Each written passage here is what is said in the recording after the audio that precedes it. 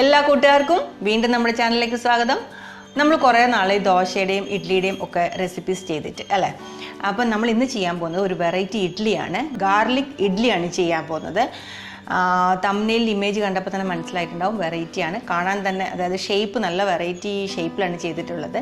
പിന്നെ അതേപോലെ തന്നെ സൂപ്പർ വെറൈറ്റി ടേസ്റ്റുമാണ്. നിങ്ങൾക്ക് അത് വീഡിയോ കാണുമ്പോൾ മനസ്സിലാവും, ഉണ്ടാക്കി നോക്കുവാണെങ്കിൽ നല്ലോണം മനസ്സിലാവും. അപ്പോൾ നമുക്ക് വീഡിയോ കണ്ടിട്ട് ഇതേപോലെ നല്ല സോഫ്റ്റായിട്ട് പതഞ്ഞ് പൊങ്ങിയ മാവ് വേണം എടുക്കാൻ വേണ്ടിയിട്ട്. ഇത് ഏകദേശം ഒരു 15 ഇഡ്ലിക്കുള്ള മാവുണ്ട് കേട്ടോ. ഇനി അതിലേക്ക് ചേർത്ത് കൊടുക്കാൻ വേണ്ടി നമുക്ക് 1 കപ്പ് ചിരണ്ടിയ പച്ചത്തേങ്ങ വേണം. പിന്നെ ഒരു വലിയ സവോള, അതിലേക്ക് ഒരു പിടി വെളുത്തുള്ളി വലിയ എല്ലി എടുത്തിട്ടുള്ളത്. അതുകൊണ്ടാണ് ഇത്രയും ഒരു 5-6 എല്ലി എടുത്തിട്ടുള്ളത്. കുറച്ച് കൂടുതൽ ഒരു പിടി എടുക്കണം അത്. പിന്നെ ഒരു പിടി കറിവേപ്പില. ഇനി ആ വെളുത്തുള്ളി ഒന്ന് നന്നായിട്ട് ചെറിയ തരിതരിയായിട്ടൊന്ന് ചതച്ചെടുത്ത് വയ്ക്കണം. അതേപോലെ സവോള നൈസായിട്ടൊന്ന് കൊത്തി അരിഞ്ഞും വയ്ക്കണം. പിന്നെ ഒരു വലിയ ടേബിൾ സ്പൂൺ ഇടിച്ച ചുമന്ന മുളക് അതും കൂടി വേണം കേട്ടോ. അത് മാവിലേക്ക് ചേർത്ത് കൊടുക്കും. ഇനി ഇത് ഡയറക്റ്റ് ചേർത്ത് കൊടുക്കുകയല്ല നമ്മൾ ചെയ്യുന്നത്. കുറച്ച് വെളിച്ചെണ്ണ ഇതേപോലെ ചൂടാക്കി അതിൻ്റെ അകത്തേക്ക് ആദ്യം വെളുത്തുള്ളി ഇട്ട് കൊടുക്കണം. ആദ്യം വേറെ ഒന്നും ഇട്ട് കൊടുക്കരുത്. ചൂടായ എണ്ണയിലേക്ക് വെളുത്തുള്ളി ഇട്ട് കൊടുത്താൽ മാത്രമേ അതിൻ്റെ നല്ല ഒരു സ്മെല്ല് വരുള്ളൂ. വേറെ ഇന്ന് സവോളയോ തേങ്ങയോ കറിവേപ്പിലയോ ഒക്കെ ഇട്ട് കൊടുത്താൽ പോലും ആ സ്മെല്ലൊക്കെ മാറിപ്പോവും. അതുകൊണ്ട് ചൂടായ എണ്ണയിലേക്ക് ആദ്യം വെളുത്തുള്ളി തന്നെ ഇട്ട് കൊടുക്കണം കേട്ടോ. പിന്നെ നമുക്ക് വെളുത്തുള്ളി ഒന്ന് വാടിയതിന് ശേഷം സവോള ഇട്ട് കൊടുക്കാം. സവോളയും വെളുത്തുള്ളിയും ഒരുപാട് മൊരിയരുത്, അതിൻ്റെ സ്മെല്ലൊക്കെ മാറിപ്പോവും. ഒന്ന് വാടി വരികയോ ചെയ്യാൻ പാടുള്ളൂ. അതിൻ്റെ ആ പച്ച കുത്തങ്ങ് മാറിയാൽ മതി. വേറൊന്നും അതങ്ങനെ മൊരിഞ്ഞൊന്നും വരേണ്ട ആവശ്യമില്ല. ഇത്രയും മതി. ഇതിൻ്റെ അകത്ത് ഇനി നമുക്ക് തേങ്ങ ഇട്ട് കൊടുക്കണം. തേങ്ങയ്ക്ക് മുന്നേ ഉപ്പിട്ട് കൊടുത്തിട്ടുണ്ട് കേട്ടോ. ഉപ്പ് മാവിൽ കുറച്ച് ഇട്ട് കൊടുത്തിട്ടുണ്ടായിരുന്നു. ബാക്കിയാണ് ഇപ്പം ഞാൻ ഈ സവോളയ്ക്കകത്തേക്ക് ഇട്ട് കൊടുത്തത്. മാവിൽ നിങ്ങൾ ഉപ്പിട്ട് കൊടുത്തിട്ടില്ലെങ്കിൽ അതും കൂടി കണക്കാക്കി ഇതിൻ്റെ അകത്തേക്ക് ഇട്ട് കൊടുത്താൽ മതി. ഇപ്പം നമുക്ക് തേങ്ങ ഇട്ട് കൊടുക്കാം. തേങ്ങ ഇട്ട് കൊടുത്തിട്ട് ആ സവോളയും വെളുത്തുള്ളിയും തേങ്ങയും കൂടിയിട്ട് ഒന്ന് മിക്സ് ചെയ്യണം. നല്ലോണം ഒന്ന് മിക്സ് ആയതിനു ശേഷം ഇപ്പം തീ ഓഫ് ചെയ്ത് കൊടുത്തു കേട്ടോ. തീ ഓഫ് ചെയ്ത് കൊടുത്തതിന് ശേഷം വേണം ഇതിലേക്ക് നമുക്ക് കറിവേപ്പില ചേർത്ത് കൊടുക്കാൻ. കറിവേപ്പിലയും ഇടിച്ച മുളകും കൂടി ചേർത്ത് കൊടുക്കുന്നുണ്ട്.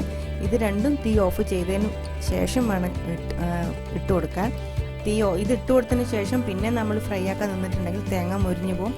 അതേപോലെ നമ്മുടെ ഈ മുളകൊക്കെ മുരിഞ്ഞു പോകും. ഇതൊന്ന് ഇളക്കിയെടുത്താൽ മാത്രം മതി. ഇപ്പം നമുക്ക് ബാറ്ററിലേക്ക് ചേർത്ത് കൊടുക്കാനുള്ള കൂട്ട് റെഡിയായി. ഇത് ഡയറക്റ്റ് ചേർത്ത് കൊടുക്കരുത്, നല്ലോണം തണുക്കാൻ വേണ്ടി മാറ്റി വെക്കണം. നമ്മൾ ചൂടോടെ ചേർത്ത് കൊടുക്കുകയാണെങ്കിൽ ആ മാവ് ചൂടായി ഇതിലേക്ക് പെട്ടെന്ന് വെന്ത് ഒട്ടിപ്പിടിക്കും.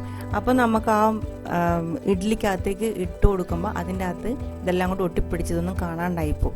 ഇങ്ങനെ മുറിക്കുമ്പോഴൊന്നും ഇത് കാണൂല, അതിൻ്റെ സ്മെല്ലും കറക്റ്റ് കിട്ടൂല. അതുകൊണ്ട് നല്ലോണം തണുത്തതിന് ശേഷം മാവിലേക്ക് ആ കൂട്ടിട്ട് കൊടുത്തിട്ട് ഒരു തവി വെച്ചിട്ട് നന്നായിട്ടൊന്ന് മിക്സ് ചെയ്ത് കൊടുക്കുക. മിക്സ് ചെയ്ത് കൊടുക്കുമ്പോൾ ഉപ്പൊന്ന് നോക്കിക്കോളൂ കേട്ടോ. ഉപ്പ് കുറവാണെങ്കിൽ ഇപ്പം അതും കൂടി ഇട്ട് കൊടുത്തിട്ട് വേണം ഒന്ന് നന്നായിട്ട് മിക്സ് ചെയ്തെടുക്കാൻ. ഇപ്പം നമ്മുടെ ഇഡ്ഡലിക്കുള്ള ബാറ്റർ റെഡിയായി. ഇതൊരു 10 മിനിറ്റ് മാറ്റി വെക്കുകയാണെങ്കിൽ നല്ലതാണ്. നന്നായിട്ട് പതഞ്ഞു പൊങ്ങിയ മാവ് 10 മിനിറ്റ് മാറ്റി വെച്ചില്ല, അപ്പം തന്നെ ഉണ്ടാക്കാനാണെങ്കിലും കുഴപ്പമില്ല കേട്ടോ. ഞാനിപ്പോൾ ഒരു വലിയ റൗണ്ട് വട്ടുള്ള ടിഫിൻ ബോക്സ് എടുത്തിട്ടുള്ളത്. കേക്കിൻ്റെ ട്രേ ആയാലും മതി. അതിലേക്ക് കുറച്ച് വെളിച്ചെണ്ണ ഒഴിച്ചു കൊടുത്തിട്ട് അത് ഒരു ബ്രഷോ അല്ലെങ്കിൽ കയ്യോ എങ്ങനെയാണെങ്കിലും വെച്ചിട്ട് നന്നായിട്ടൊന്ന് തേച്ച് എല്ലാ സൈഡിലും പറ്റിച്ചു കൊടുക്കണം. അടിയിൽ മാത്രമല്ല, ഇത് പൊങ്ങി വരുമല്ലോ, അതുകൊണ്ട് മുകളിൽ വരെയും ആ എണ്ണ നന്നായിട്ടൊന്ന് തേച്ച് പിടിപ്പിച്ചു കൊടുക്കണം. ഇത് നമുക്ക് ആവിയിൽ വെച്ച് ഇഡ്ഡലി പോലെ തന്നെ, ഇഡ്ഡലിയാണല്ലോ ചെയ്യുന്നത്, അപ്പോൾ ആവിയിൽ വെച്ച് വേവിച്ചെടുക്കണം. അതിന് സ്റ്റീമർ ഞാനിവിടെ ചൂടാക്കാൻ വേണ്ടി വെച്ചിട്ടുണ്ട്. അതിലേക്ക് ഈ പാത്രം വെച്ച് കൊടുക്കണം. ഈ പാത്രം നന്നായിട്ടൊന്ന് ചൂടായതിന് ശേഷമാണ് ഇതിനകത്തേക്ക് നമ്മൾ മാവ് ഒഴിച്ചു കൊടുക്കുന്നത്. ഇതിലേക്ക് മാവ് ഒഴിച്ച് ഇറക്കി വെക്കുന്നതിനേക്കാൾ നല്ലത് ഈ പാത്രം ഒന്ന് ഈ സ്റ്റീമറിനകത്തേക്ക് വെച്ചിട്ട് ആവിയിൽ ഒന്ന് ചൂടായതിന് ശേഷം അതിലേക്ക് തന്നെ ഡയറക്റ്റ് മാവ് ഒഴിച്ചു കൊടുക്കുകയാണെങ്കിൽ പെട്ടെന്ന് ഈ മാവ് പൊങ്ങി വരും, നല്ല സോഫ്റ്റും ആയിരിക്കും. ഇപ്പം ഞാൻ മാവൊക്കെ അതിൻ്റെ അകത്തേക്ക് ഒഴിച്ചു കൊടുത്തു. ഇനി ഒരു ആ തവി വെച്ചിട്ട് പതുക്കെ ഒന്ന് അമക്കി കൊടുക്കുകയാണെങ്കിൽ എവിടെയെങ്കിലും ശരിക്കും റൗണ്ട് ഷേപ്പ് കിട്ടാണ്ടിരിക്കുകയാണെങ്കിൽ അതൊന്ന് ലെവലായിക്കോളും.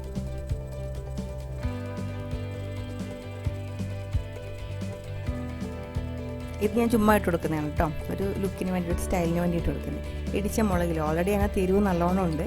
ഇത് മുകളിൽ ഒരു ലുക്ക് കിട്ടാൻ വേണ്ടിയിട്ട് വെറുതെ ഇട്ട് കൊടുത്താണ്. അത് വേണമെങ്കിൽ ഇട്ട് കൊടുത്താൽ മതി, ഇല്ലെങ്കിൽ ഒഴിവാക്കിക്കോളൂ കേട്ടോ. ഒരു 20 മിനിറ്റ് ഞാനിത് മീഡിയം ഫ്ലെയിമിൽ വെച്ചിട്ട് ആവിയിൽ നന്നായിട്ട് വേവിച്ചെടുത്തിട്ടുണ്ട്. നമ്മൾ ഇഡ്ഡലിയൊക്കെ കുത്തി നോക്കുന്ന പോലെ ഒരു ടൂത്ത് പിക്ക് വെച്ചിട്ടോ അല്ലെങ്കിൽ ഒരു പപ്പടം കുത്തി വെച്ചിട്ടോ അതിൻ്റെ മിഡിലൊന്ന് കുത്തി നോക്കിയിട്ട് നന്നായിട്ട് വെന്തതിന് ശേഷം സ്റ്റൗ ഓഫ് ചെയ്യാം.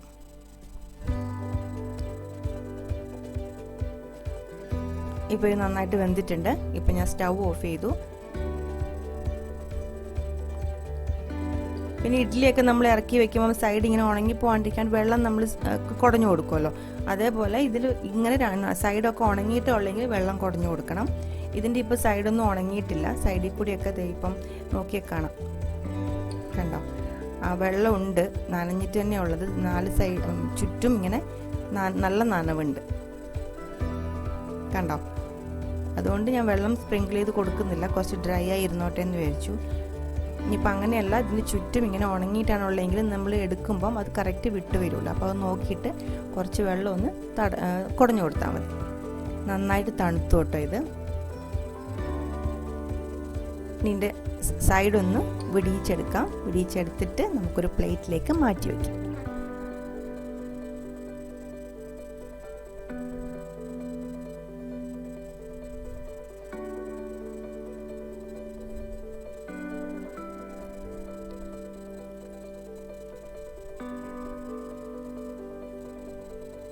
വാവ്,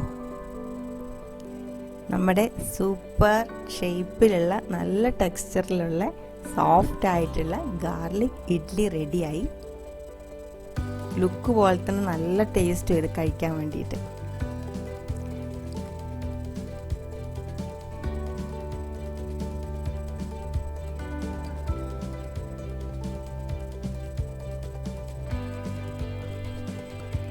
ഇതിപ്പോൾ ഞാനൊന്ന് മുറിച്ച് കാണിച്ചു തരാം കേട്ടോ.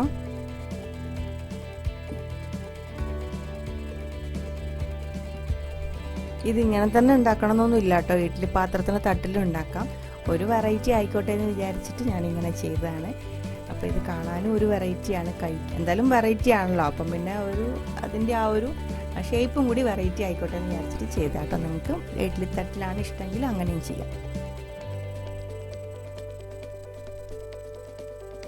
ഇതിപ്പോൾ നോക്കിക്കേ എന്ത് സോഫ്റ്റാന്ന് നോക്കിക്കേ, കേക്ക് പോലെ തന്നെ നല്ല സോഫ്റ്റ് ആയിട്ടുള്ള. അതിനകത്ത് ആ ഒരു വെളുത്തുള്ളിയുടെ സ്മെല്ലും അതൊക്കെ നല്ലൊരു എന്താ പറയുക, അത് ഉണ്ടാക്കി നോക്കുകയാണെങ്കിൽ നിങ്ങൾക്കത് മനസ്സിലാവുള്ളൂ. അപ്പോൾ എന്തായാലും ഇതൊന്ന് ട്രൈ ചെയ്ത് നോക്കൂ, നല്ല സോഫ്റ്റായത്. അപ്പോൾ ഇത് ചട്നിയുടെ കൂടെയും ഇതിപ്പോൾ എങ്ങനെ ഇതിപ്പോൾ ഇത്ര ഐറ്റംസ് ഇതിനകത്ത് ആഡ് ചെയ്ത് കൊടുത്താൽ ഇതിന് എങ്ങനെ ചട്നിയുടെ കൂടെയാണോ സാമ്പാറിൻ്റെ കൂടെയാണോ എങ്ങനെ ഇത് കഴിക്കാൻ ചോദിക്കും. ചട്നിയുടെ കൂടെയും അടിപൊളി ടേസ്റ്റാണ്. പക്ഷേ എനിക്കിത് ഏറ്റവും ടേസ്റ്റായിട്ട് കഴിക്കാൻ തോന്നിയിട്ടുള്ളത് സാമ്പാറിൻ്റെ കൂടെയാണ്. അപ്പോൾ നിങ്ങളിത് വിശ്വസിക്കില്ല, ഇത്രയും വെളുത്തുള്ളിയും മുളകും ഒക്കെ ഇടിച്ചിട്ടിട്ട് പിന്നെയും സാമ്പാറിൻ്റെ കൂടെ ഒന്നായിരിക്കും. ഒന്ന് ട്രൈ ചെയ്ത് നോക്കൂ കേട്ടോ. സൂപ്പർ വെറൈറ്റി ടേസ്റ്റാണ്. നല്ല കായത്തിൻ്റെ മണമുള്ള സാമ്പാറിൻ്റെ കൂടെയൊക്കെ ഈ കഷ്ണം ഇങ്ങനെ കഴിക്കുകയാണെങ്കിലുണ്ടല്ലോ അടിപൊളി ടേസ്റ്റായിരുന്നു. അപ്പോൾ ഈ ഒരു വെറൈറ്റി ഇഡ്ഡലിയുടെ റെസിപ്പി നിങ്ങൾക്ക് ഇഷ്ടമായെന്ന് വിചാരിക്കുന്നു. ഇഷ്ടപ്പെട്ടിട്ടുണ്ടെങ്കിൽ ഒന്ന് ട്രൈ ചെയ്ത് നോക്കിയതിന് ശേഷം നിങ്ങളുടെ കമൻസൊക്കെ പറയുക, ഫ്രണ്ട്സിനൊക്കെ ഷെയർ ചെയ്ത് കൊടുക്കുക. ഇഷ്ടപ്പെട്ടിട്ടുണ്ടെങ്കിൽ സപ്പോർട്ട് ചെയ്യണം കേട്ടോ. അപ്പം നമുക്ക് ഉടനെ തന്നെ വീണ്ടും ഒരു അടിപൊളി റെസിപ്പി ആയിട്ട് കാണാം. Till then take care, by.